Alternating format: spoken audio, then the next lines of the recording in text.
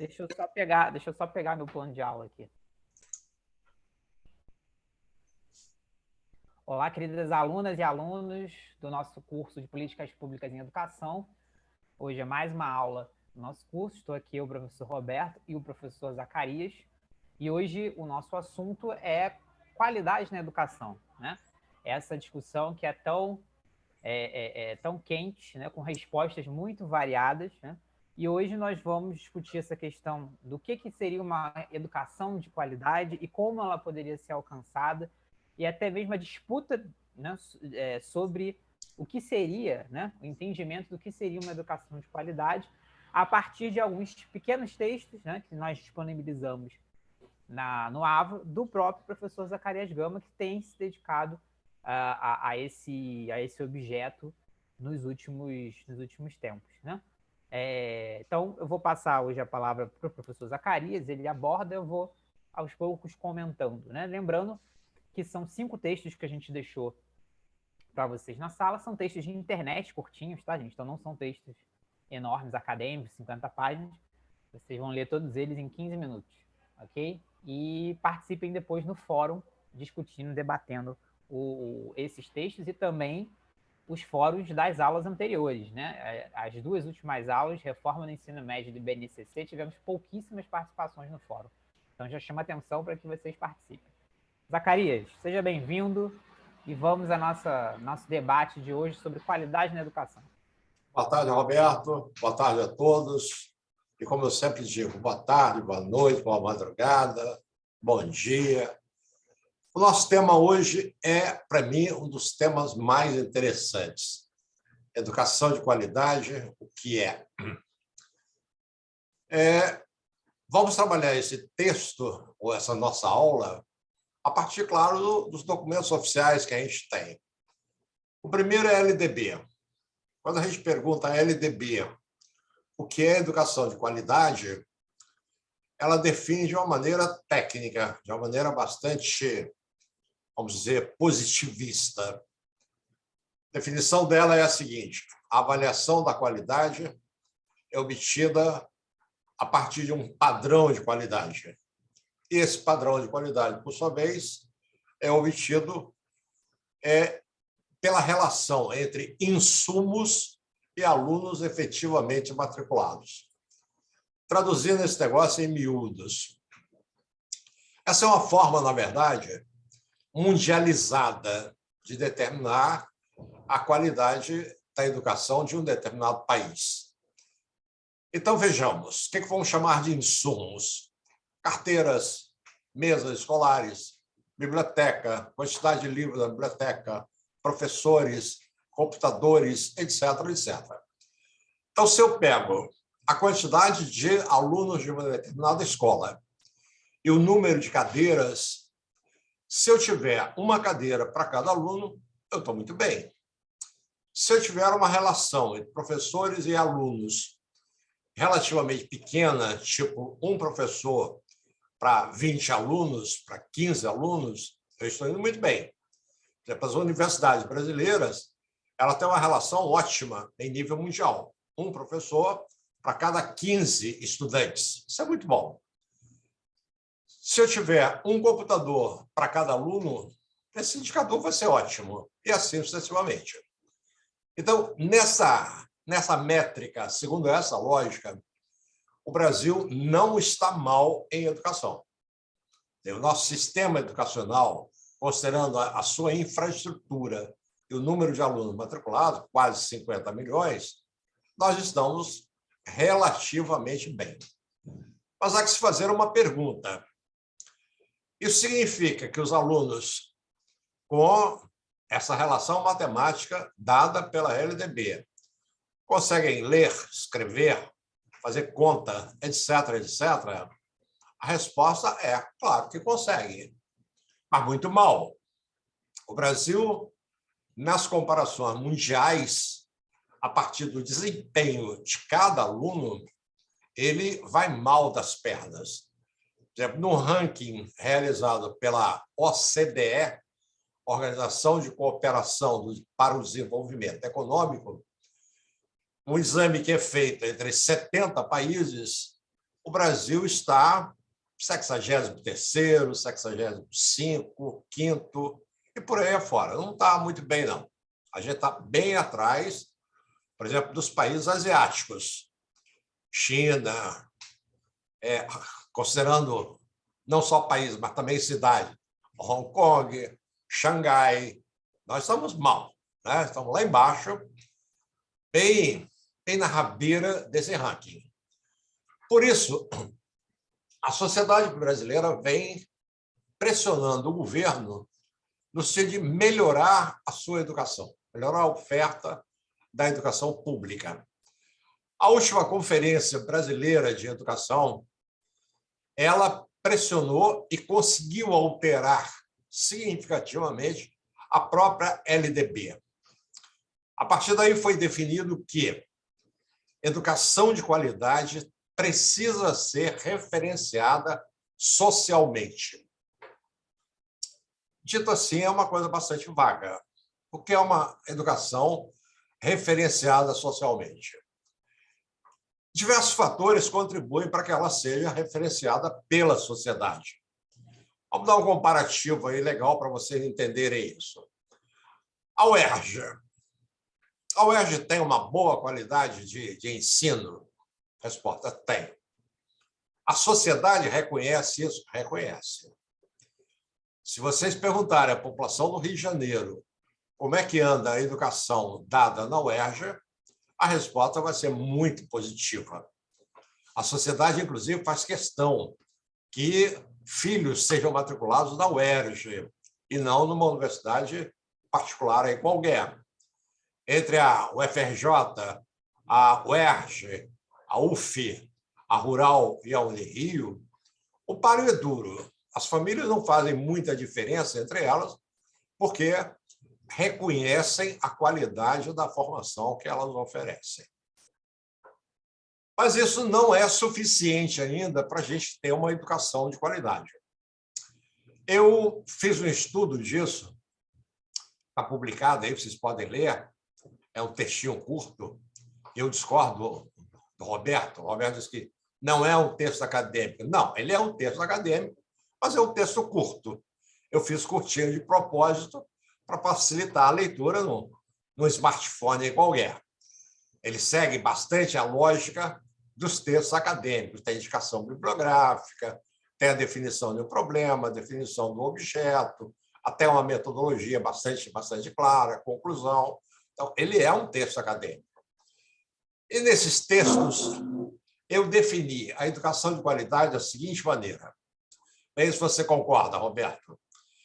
A educação de qualidade precisa ter uso, ela precisa ser usada, ela precisa ter valor de troca e precisa ser feita com professores qualificados. Então, 3 elementos. 1, valor de uso. 2, valor de troca. 3, o valor da formação, a qualificação qualificada.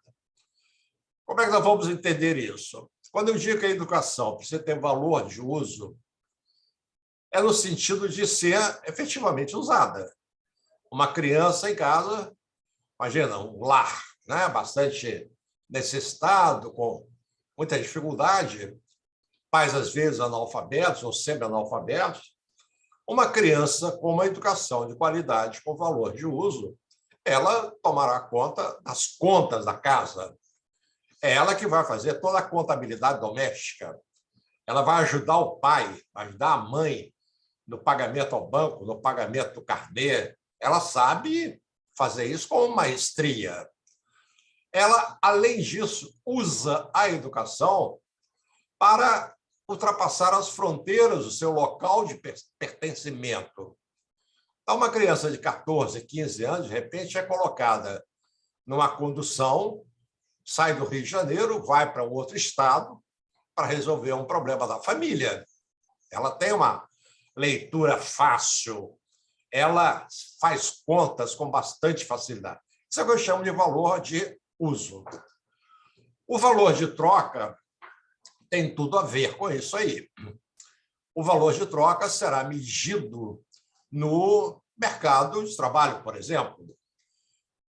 essa criança que tem uma educação de qualidade, ela será preferida no mercado de trabalho. Ela ganhará mais do que aquele que tem menos competência do que ela. É isso que eu estou chamando de valor de troca, né? Ela pode sair daqui, viajar para o estrangeiro e trocar. Troca mesmo, não é uma troca simbólica. Trocar o conhecimento dela em português para ensinar o nativo da terra que ela foi visitar e, ao mesmo tempo, aprender com o nativo a sua língua. Será bastante facilitado. E o terceiro elemento, ela precisa ser feita com professores de qualidade. Eu acabei de publicar um capítulo de um livro no Paraná falando sobre a qualidade dos professores. Está muito ruim a qualidade de formação dos professores.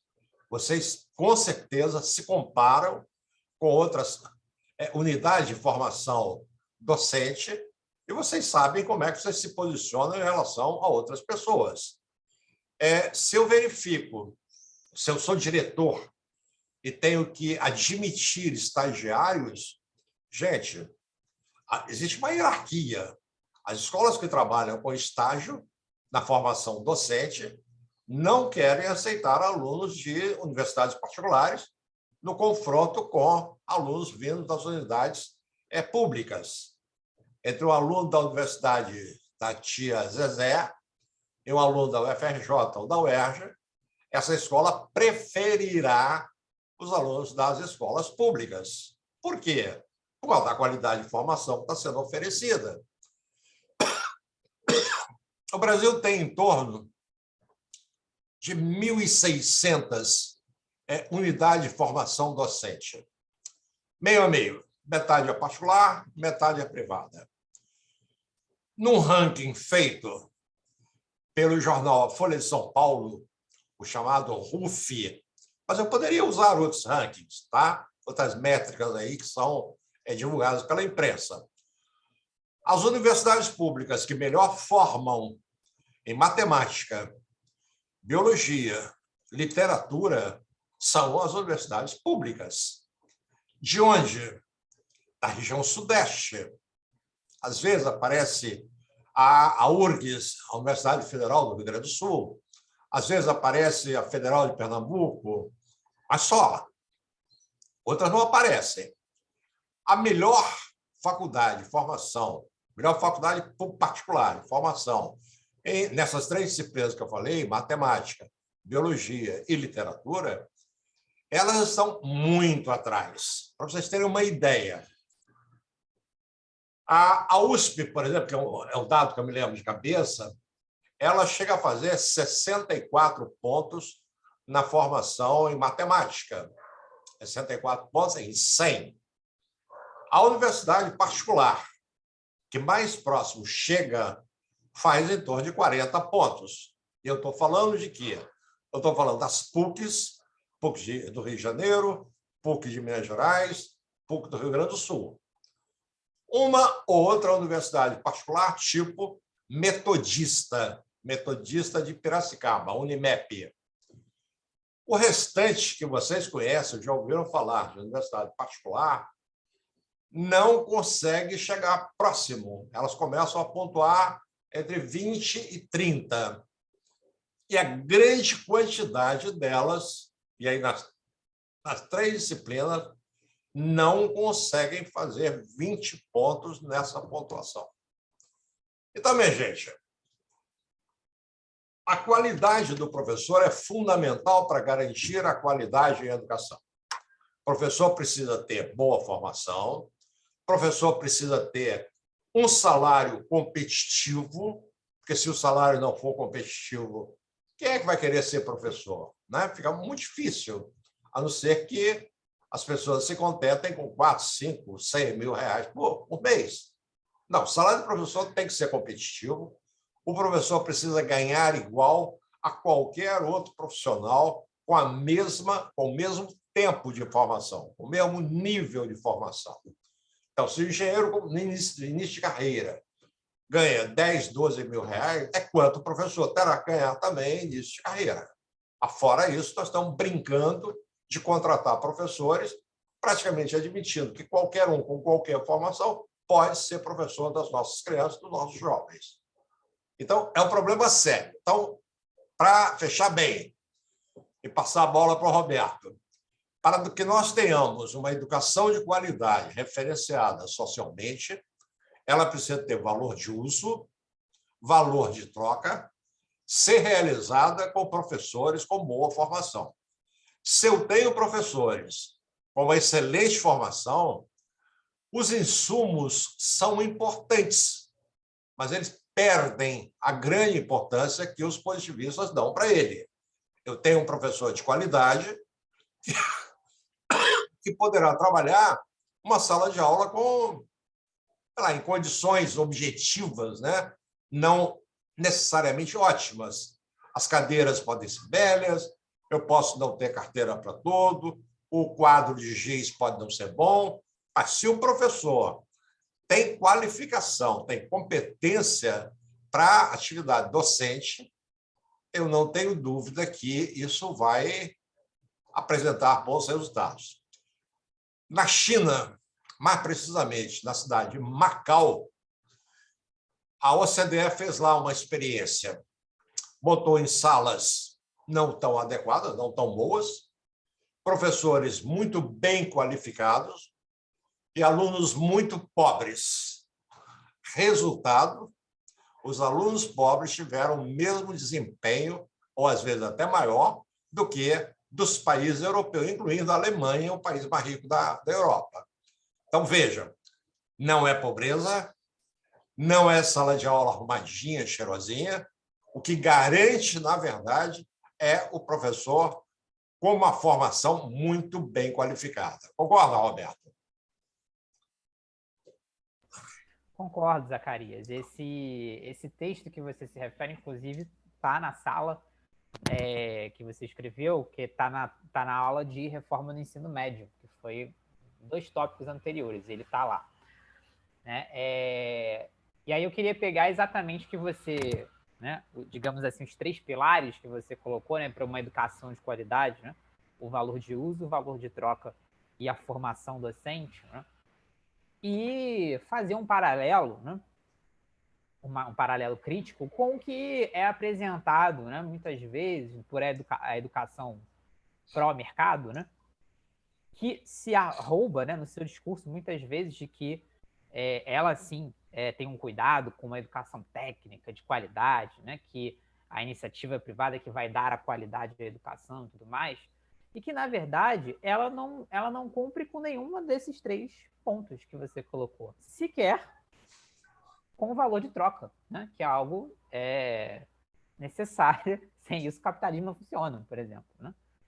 Então, no Brasil, e aí a gente falando especificamente da realidade brasileira, né, eu diria que esse discurso, né, que, se não hegemônico, mas pelo menos é o que vem dando a tônica das políticas educacionais recentes no Brasil, que é uma educação, né, simplesmente formadora de mão de obra para o mercado de trabalho e de uma péssima mão de obra, né, conhecimentos muito, muito rasos, porque para uma economia também que não se desenvolve como a nossa, né, que abre mão de ciência e tecnologia, que abre mão de parque industrial, que quer ficar baseada só em vender soja no exterior, realmente não precisa de muita qualificação das pessoas, né? Mas que se apresenta com um discurso muitas vezes, né, de que é uma educação técnica, de qualidade, né, com a cara da iniciativa privada, mas não cumpre esses 3 pontos que você colocou, né? Primeiro, valor de uso, né? Para essa educação mercadoria, a maior parte dos defensores dessa educação mercadoria, valor de uso é algo completamente descartável, né? Isso que você colocou, né? A educação como a formadora, né, de conhecimento de um indivíduo, de um cidadão que vai saber entender o mundo, gozar o mundo, né? Vai saber fazer trocas, ideias, agir de maneira consciente na sociedade, ou seja, que a educação seja uma ferramenta de construção de um indivíduo, né, mais crítico, mais autônomo e tudo mais. Isso para a educação mercadoria é algo completamente descartável. Então nem entra nesse ponto. O tal do valor de troca, que seria aí sim, né, seria essencial, porque o capitalismo é baseado em valor de troca, né, em trocar as coisas, sequer isso também é valorizado, né, por essa educação. Porque a verdade também como eu coloquei, uma economia que não se desenvolve, uma sociedade que não está, né, se preocupando em se apropriar das tecnologias, dos conhecimentos mais avançados do nosso tempo histórico, está pouco preocupada com uma força de trabalho que tenha grandes conhecimentos, que desenvolva grande intelecto, não precisa. Porque para a economia brasileira do jeito que ele é, o mercado de trabalho do brasileiro do jeito que ele é, o que está aí está bom. Né? E, obviamente, se não se preocupa com nada disso, também pouco vai se preocupar com a qualidade dos professores que estão sendo oferecidos. Né? Então, essa qualidade, né, quando a gente compara a formação dos professores, né, das universidades públicas com a formação dos professores das universidades particulares, né, como você colocou, há um abismo, né, muito grande entre um e outro, né? É curioso porque é justamente, né, o discurso do privado de que ele seria mais avançado, mais arrojado que o público, e isso não se materializa no tipo de formação que se dá a esses professores e a capacidade que esses professores teriam de agir no sistema de educação. Você sabe por que isso acontece, Roberto? Tenho algumas ideias. Você quer que eu fale as minhas ideias ou o que você quer? Não, não vou te colocar na fogueira. Eu gostaria de falar para a turma o seguinte: é fácil uma escola, é fácil uma rede escolar atingir um IDEB 8,5, por exemplo? Resposta: muito fácil, muito fácil. Como é que a gente pode fazer isso aí? A gente pode fazer isso com o gerenciamento da qualidade da educação. A empresa montadora de automóveis, a Petrobras, sei lá, as empresas em geral, elas desenvolveram técnicas administrativas fantásticas, com vistas ao seu lucro, né? Ao seu, sei lá, distribuição de dividendos para os seus acionistas, etc., etc. As empresas, consequentemente, exportaram esse material administrativo para as redes escolares. Então, o gerenciamento da qualidade de uma escola se faz com muito controle. É quase que uma coisa meio... Estou esquecendo a palavra aqui. Depois eu me lembro. Uma coisa muito metrificada. Aliás, hoje eu estou com a palavra métrica na cabeça, é a terceira vez que eu uso essa coisa aí. Eu posso definir, então, objetivos. Eu defino a missão da escola. Eu defino estratégias a serem desenvolvidas. Objetivos muito concretos a serem conquistados. E a palavra que eu queria lembrar é cibernética. Ciberneticamente, eu posso ir corrigindo toda vez que o meu míssil tende a sair do seu objetivo. A cibernética ela foi muito usada. Cibernética, ela foi muito... É isso mesmo, cibernética?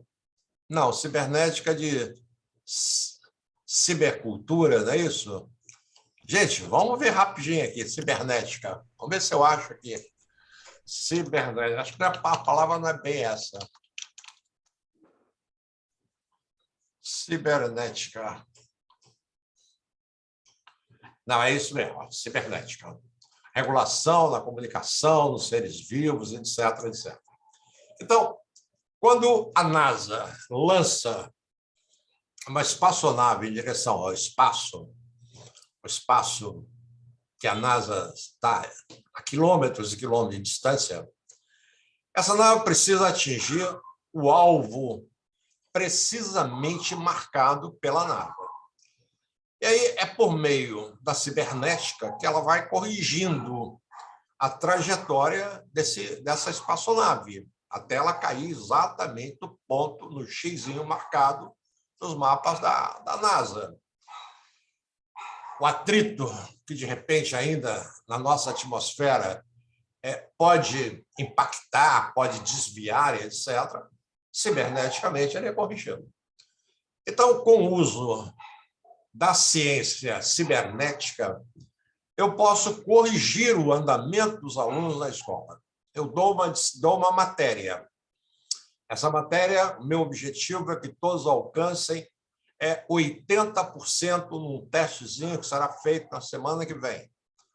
Os alunos que não atingirem 80%, eles vão para um processo, para um outro processo de apoio que vai permitir que naquela mesma testagem, dada uma semana depois para eles consigam atingir os 80%.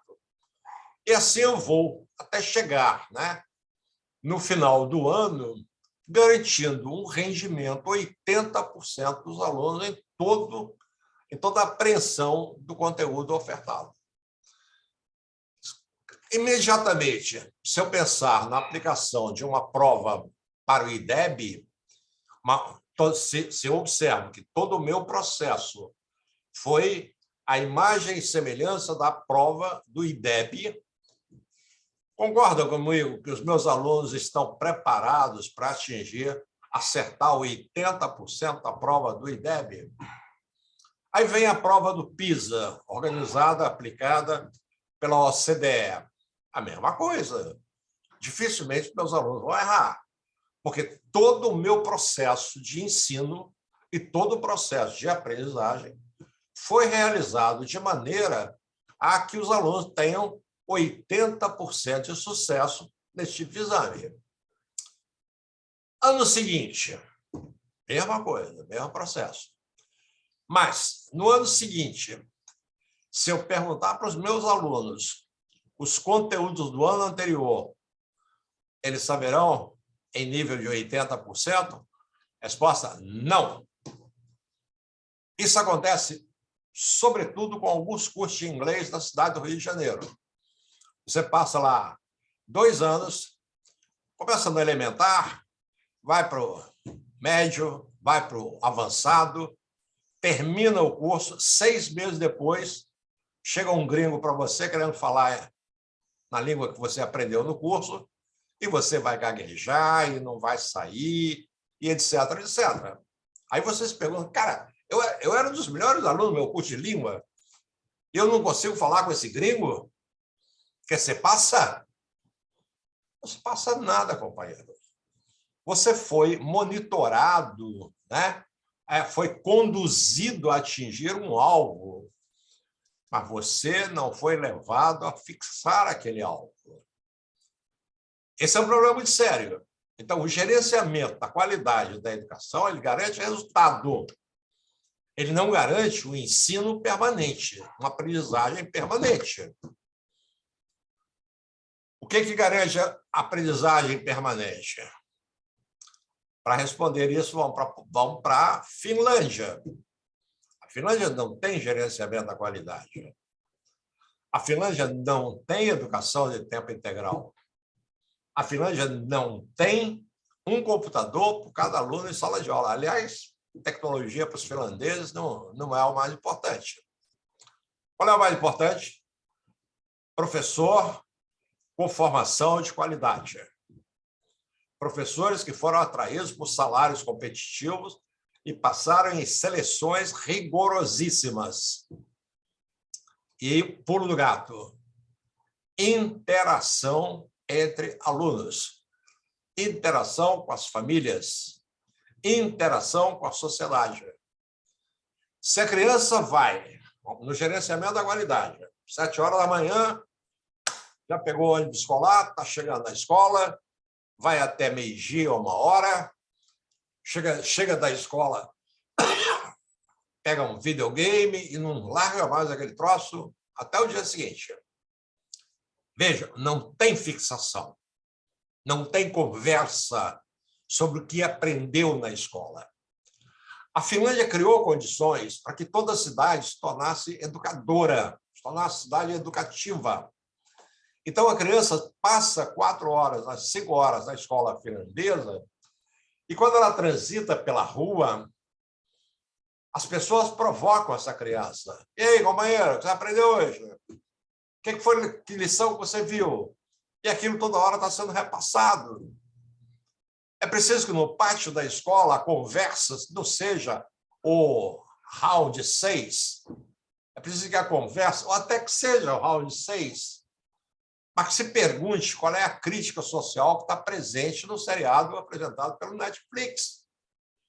Não basta dizer, olha, no primeiro jogo, batatinha frita 1, 2, 3, morreram, lá, quase 400 pessoas. Não, não vale isso. Vale saber o que está sendo organizado naquele jogo. Então, se eu criar uma sociedade educadora, um bairro educador, uma rua educadora, uma escola educadora para fora da sala de aula, para além da sala de aula, isso já foi chamado de currículo oculto da escola, é um ganho sensacional. Por que a formação escolar, de todos os níveis, nesse período de pandemia, vai dar prejuízo à sociedade brasileira? Porque não tem interação, a gente não troca conhecimento com o outro. Está todo mundo aí pendurado no seu computador, a maioria com a imagem congelada, na verdade nem está participando, está só ouvindo, de repente, se estiver ouvindo, não interage, não troca conhecimento com o outro. Vocês acham que alguma coisa vai ser fixada? Resposta: no limite, segundo testes muito bem realizados em várias partes do mundo, a capacidade de retenção, a nossa capacidade de retenção é em torno de 20% de um conjunto de aulas, de 15 semanas de aula que a gente dá. E à medida que eu avanço no tempo, em 5 anos, quanto eu me lembro? Menos de 20%. Menos de 15% com 10 anos. Com 15, 20 anos, a minha memória, minha capacidade mnemônica, ela vai se reduzindo. Foi-se o tempo em que uma pessoa como eu, formada numa escola tradicional, era capaz de lembrar das aulas do professor tal. Eu não me lembro das aulas de todos os meus professores, mas eu me lembro da maioria das aulas que eu tive, as aulas quando os meus professores foram de qualidade. Então, se eu tiver, Roberto, que acrescentar um quarto elemento à definição de educação de qualidade, eu diria que esse quarto elemento é a troca. É um currículo oculto que a gente vai criar ao longo de um tempo de escolarização. Então, valor de uso, valor de troca, professores bem qualificados e interação. A escola precisa interagir. É preciso que a escola interaja com as famílias, é preciso que a sociedade interaja com a escola. A partir daí, eu vou tendo a fixação dos conhecimentos passados e repassados pela escola. Concorda com isso, companheiro? Concordo, Zacarias. Eu acho que quando você traz essa questão do currículo oculto, né, e de realmente, né, que a escola dialogue com outros espaços, né, eu acho que isso é um contraponto muito importante também, né, a uma outra posição que também é muito presente hoje no campo da educação, que parece uma posição progressista, mas que eu acho uma posição conservadora e que eu não gosto, né, que é aquela posição a educação salva, né? A escola, se a gente investir bastante em educação, a sociedade brasileira melhora, o país melhora. Eu falei, não, a escola não salva, a escola não é igreja evangélica para salvar ninguém, né? Com todo respeito. Claro. Mas a escola não salva. Assim, a escola é um elemento muito importante, o processo educacional é um elemento muito importante para a construção da sociedade que a gente quer. Mas não porque ela tem, né, um ethos, né, um ambiente intrinsecamente salvador, não. Muito pelo Claro. contrário, a escola pode ser terrivelmente autoritária, se ela quiser, dependendo de quem estiver no Claro. comando, dependendo do posicionamento das pessoas. E aí eu acho que a escola que interage, a educação que interage, é para além da escola, é uma posição social, é uma posição da sociedade como um todo de.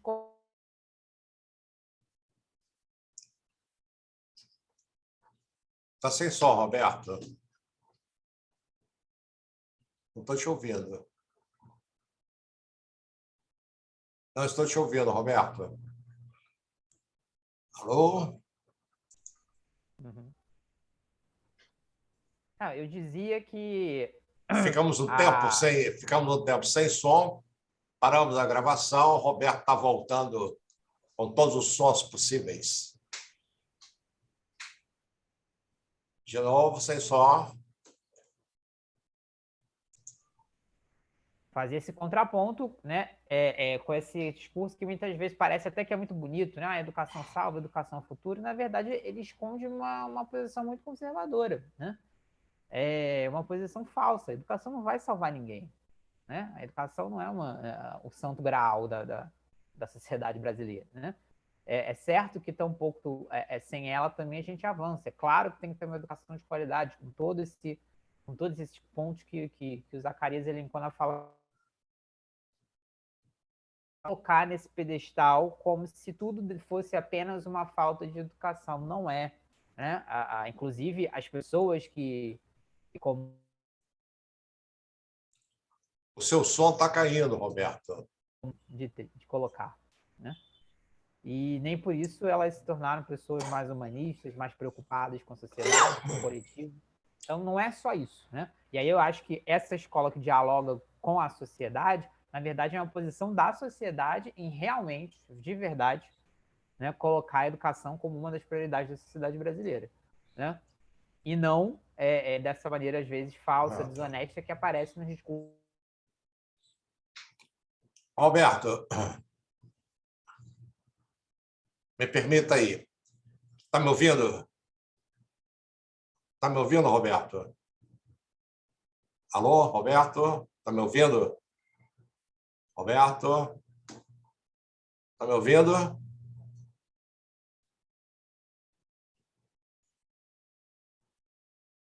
Roberto?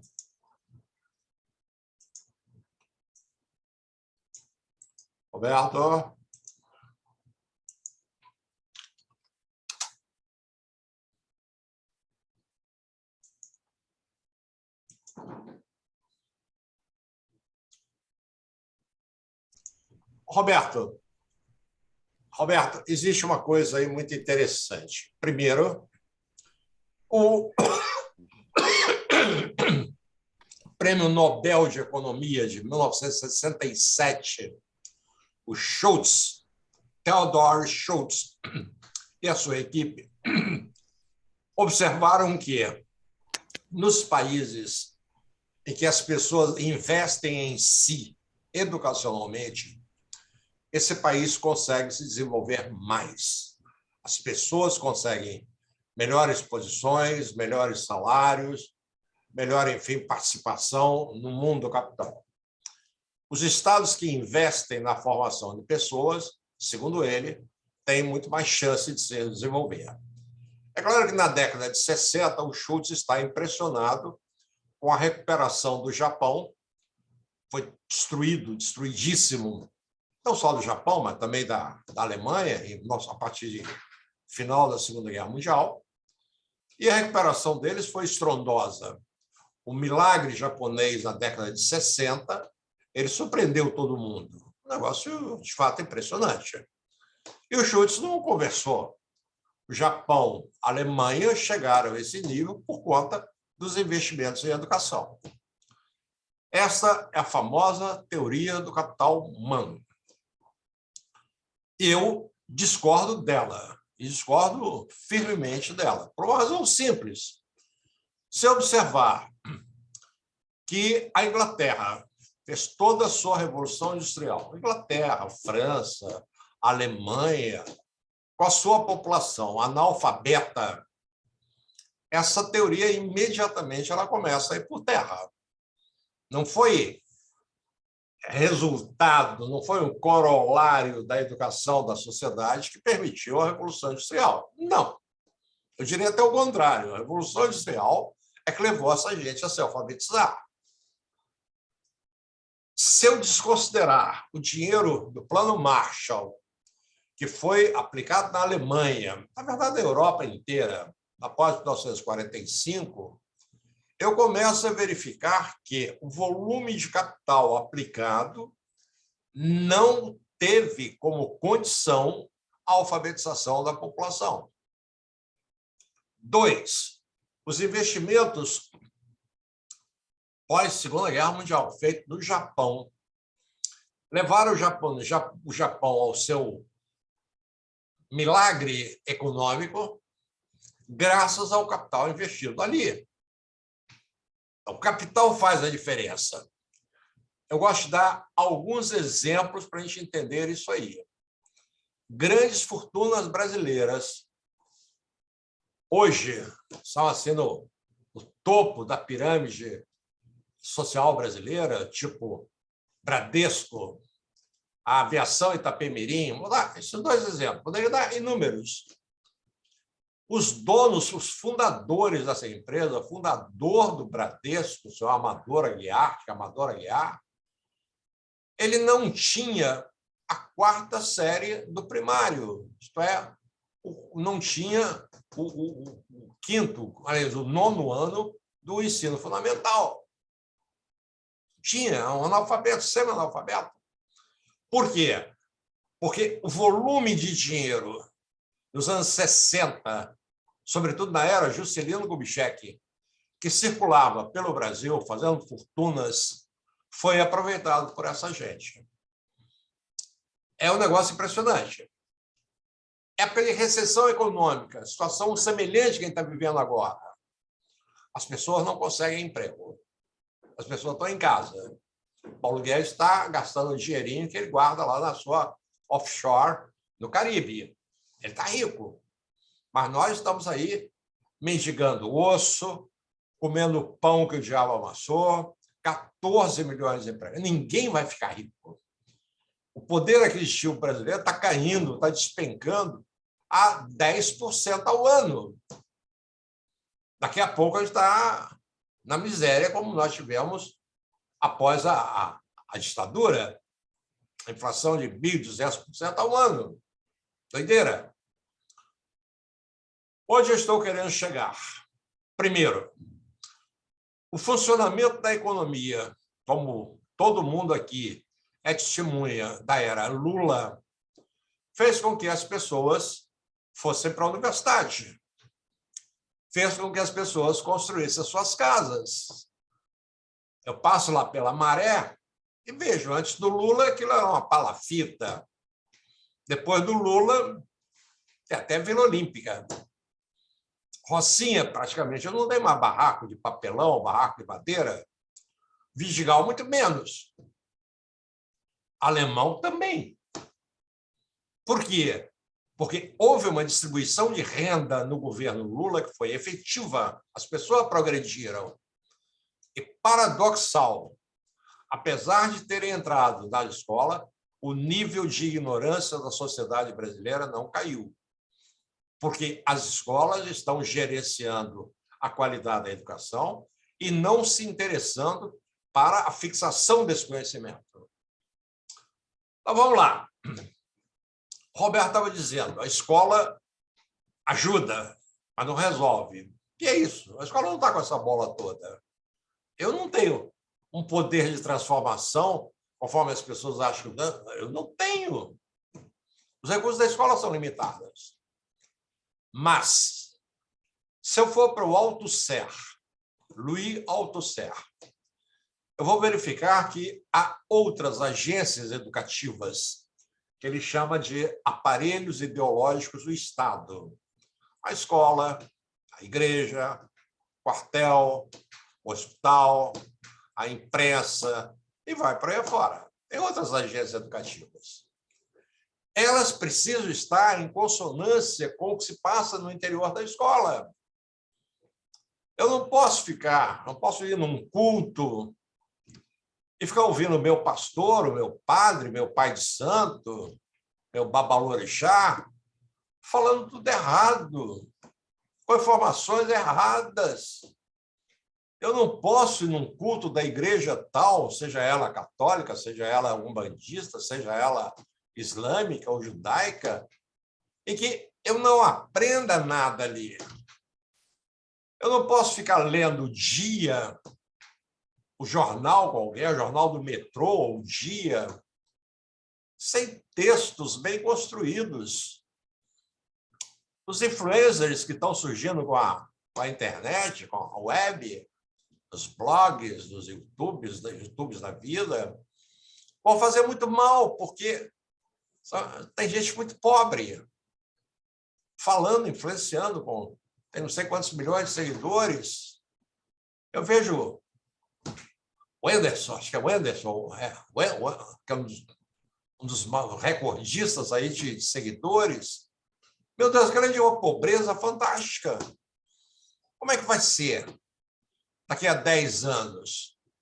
Felipe Neto, cara, tem milhões de seguidores.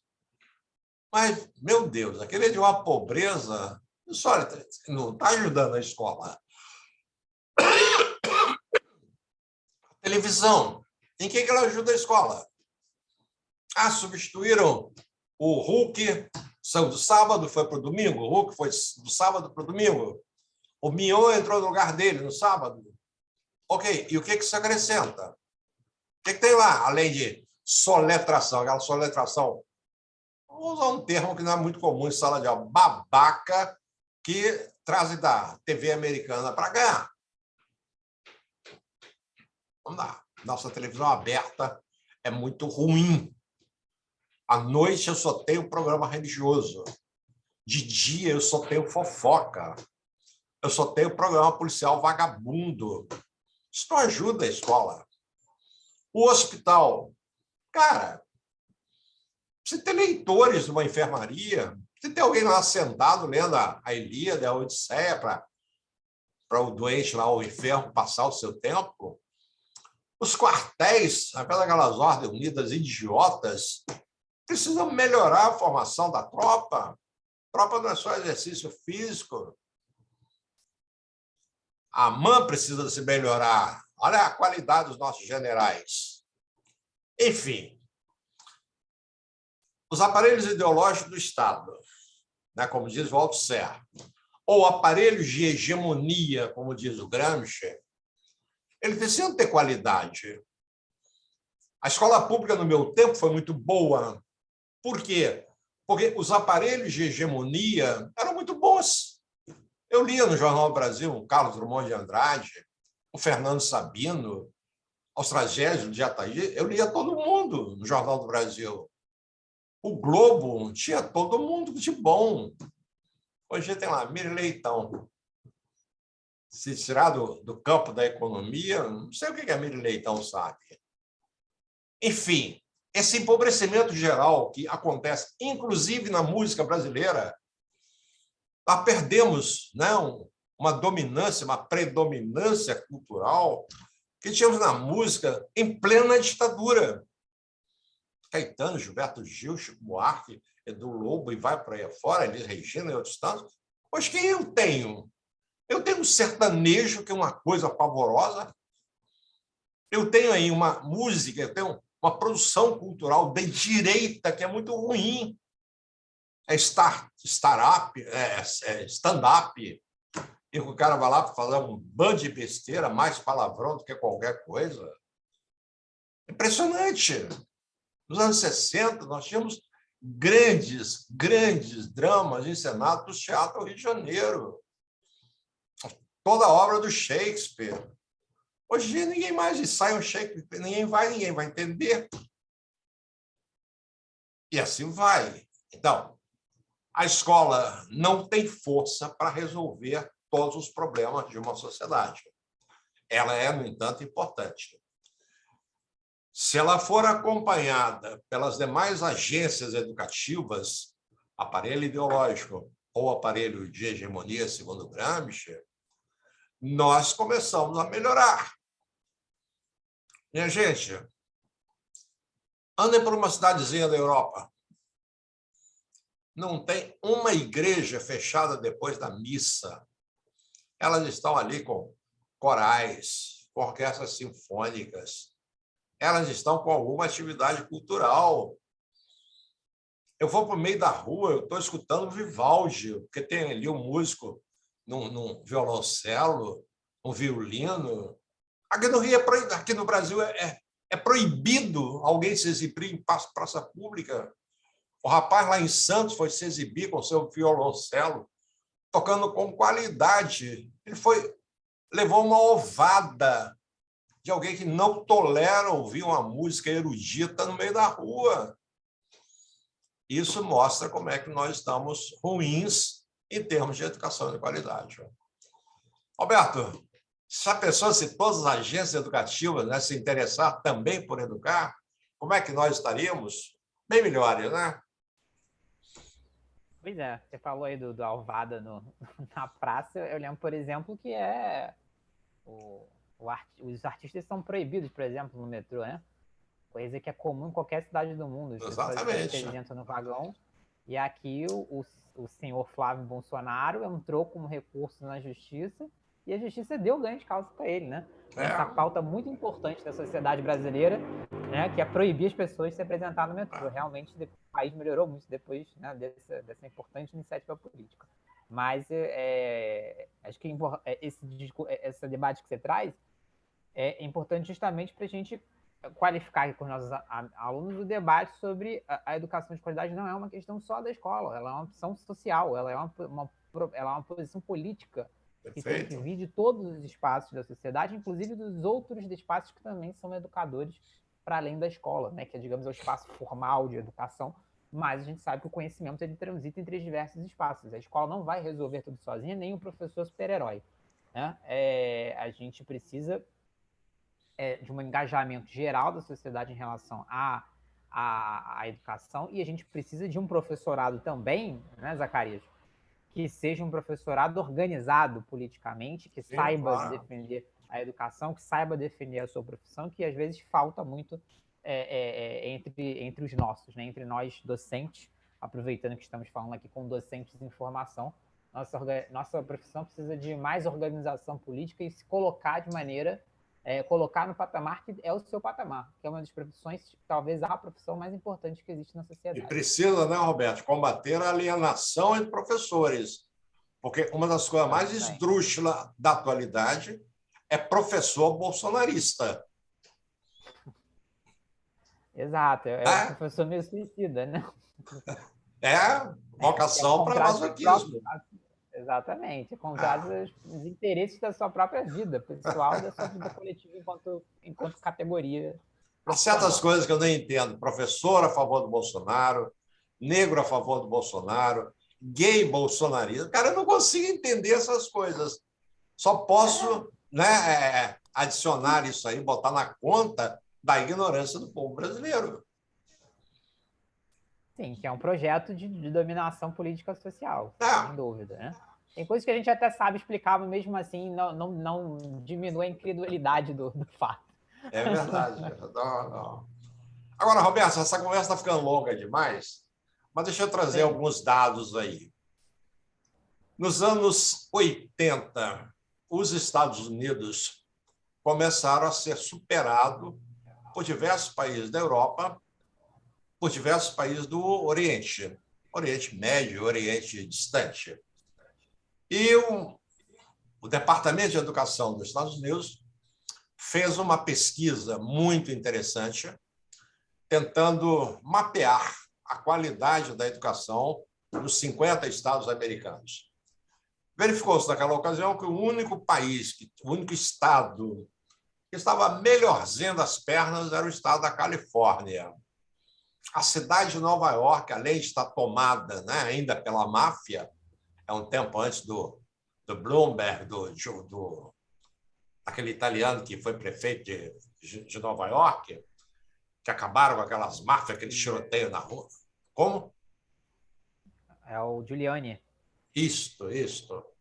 Conseguiram moralizar aquela cidade, botar lá um choque de ordem e resolver as questões de Nova York. O Departamento de Educação dos Estados Unidos, então, lançou um documento que vocês podem acessar na internet, chamado A Nation at Risk. A tradução literal seria uma nação em risco. E os Estados Unidos diz claramente, cara, ou a gente modifica a educação desse país, ou vamos perder a nossa hegemonia mundial por conta da educação que oferecemos. E vem trabalhando nisso desde a década de 80, melhorando, mas com mais erros do que acertos. Os Estados Unidos ainda está longe está no top 5 da melhor educação de qualidade do mundo. Mas por que eu estou trazendo isso aqui? Para abrir os olhos, chamar a atenção para o que nós estamos vivendo. Nós também estamos uma nação em risco. Já perdemos a década de 80 em educação. A década de 90 não foi bem das pernas. Com o Bolsonaro, nós estamos pior ainda, estamos ficando sem as pernas. Haja visto que ele acabou de cortar uma substantiva, né, quantidade de dinheiro para ciência, para tecnologia, para inovação. O orçamento que havia, o dinheiro que havia em caixa, ele reduziu para 40%, de 692 milhões de reais, a CNPq e a CAP têm agora 49 milhões. Isso significa uma infinidade de coisas que nos prejudicam. Mas o que eu quero dizer, o que eu quero pensar é o Brasil daqui a 20, 30 anos. Eu quero perguntar se alguém vai topar fazer uma cirurgia cerebral com um médico que fez medicina 80% por ensino remoto. Como é que vai ser a construção civil com engenheiros com aula pelo AVA? Enfim, como é que vai ficar esse país daqui a 20, 30 anos, quando esse pessoal estiver efetivamente no mercado de trabalho? Qual é a qualidade dos nossos advogados? Já pensaram nos juízes? Já pensaram nos deputados, nos senadores? Se hoje já é essa porcaria que a gente tem, a porcariada que a gente tem, imagina daqui a 20, 30 anos. O Brasil está correndo um risco impressionantemente grande por conta dessa formação que vem sendo oferecida. A gente está vendo hoje 80% dos advogados, dos bacharéis em direito, não passam no exame da ordem. Na Sociedade Brasileira de Anestesiologista, eu fiz uma avaliação dessa prova da SBA, Sociedade Brasileira de Anestesiologia. 90% dos caras que fazem anestesia em hospital não têm o certificado da sociedade, porque não passam na prova. E não passam por quê? Porque a prova é difícil, ou a prova tem um determinado nível, e as faculdades de formação de anestesistas e de doutores em direito, de bacharéis em direito, não dá suporte para fazer a prova da ordem. Olha que coisa absurda. Se eu fizer isso com o Conselho Regional de Engenharia, fizer com o CREA, de Engenharia e Arquitetura, se eu fizer como é que está a aprovação dessas pessoas na hora de tirar os seus certificados profissionais? Então, não causa estranheza, muita coisa de ruim já vem acontecendo, muito paciente que morre na mesa de operação por erro médico, muita gente que é condenada porque os seus advogados são ruins, muita gente que perde negócio porque os seus advogados são ruins, seus advogados contábeis, seus advogados isso, tributaristas, etc., são muito ruins. Ou seja, isso é um prejuízo para a nação. O Brasil não vai para frente, muito pelo contrário. Daqui a 20 anos, nós corremos o risco de estar atrás de países como a Nigéria, que vem investindo maciçamente na formação do seu povo. A Nigéria acabou de construir aí um parque cinematográfico que está concorrendo com a Índia, está concorrendo com Hollywood. Entrem no Netflix e vejam a quantidade de filmes na Nigéria. Ou seja, um esforço nacional para que a Nigéria possa aparecer em pé de igualdade com outras nações do mundo. O Brasil, pelo contrário, nesses tempos bolsonaristas, que Deus nos livre deles o mais rapidamente possível, nós estamos caminhando para trás. Não é querer apenas ser contra o Bolsonaro, eu sou contra essas besteiras que estão sendo feitas. Ele poderia ser um bom presidente para esse país, mas ele já começou prometendo na campanha que, ao término do seu governo, o Brasil teria voltado 30, 40 anos. E estamos vendo o que significa voltar 30, 40 anos. Satisfeito, Roberto, com os rumos dessa sociedade brasileira? Ah, não, penso não. Satisfeito com a sua explanação e com a aula de hoje. Com o rumo da sociedade brasileira, eu estou completamente revoltado. É verdade. Eu também. Mas faço a minha parte. Bem, acho que é isso, Zacarias. A gente pode ficar por aqui, né? Foi uma boa aula hoje. Pedir para os nossos alunos comentarem no fórum, debaterem os tópicos que a gente abordou, as questões que aparecem nos textos que a gente indicou para leitura, né? E dizer que essa foi a nossa última aula gravada deste semestre, né? Temos mais uma aula ao vivo na próxima semana, né?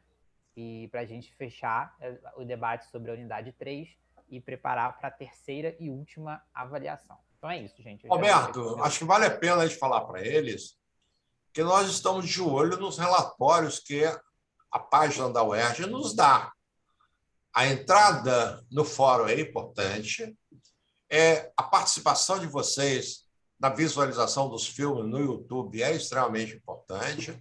Enfim, com base na participação de vocês, a gente vai ter um comportamento na atribuição de notas. Eu não vou sair dando 10 para aluno que nenhuma vez participou do fórum, que nenhuma vez fez uma visualização. Não dá, companheiro.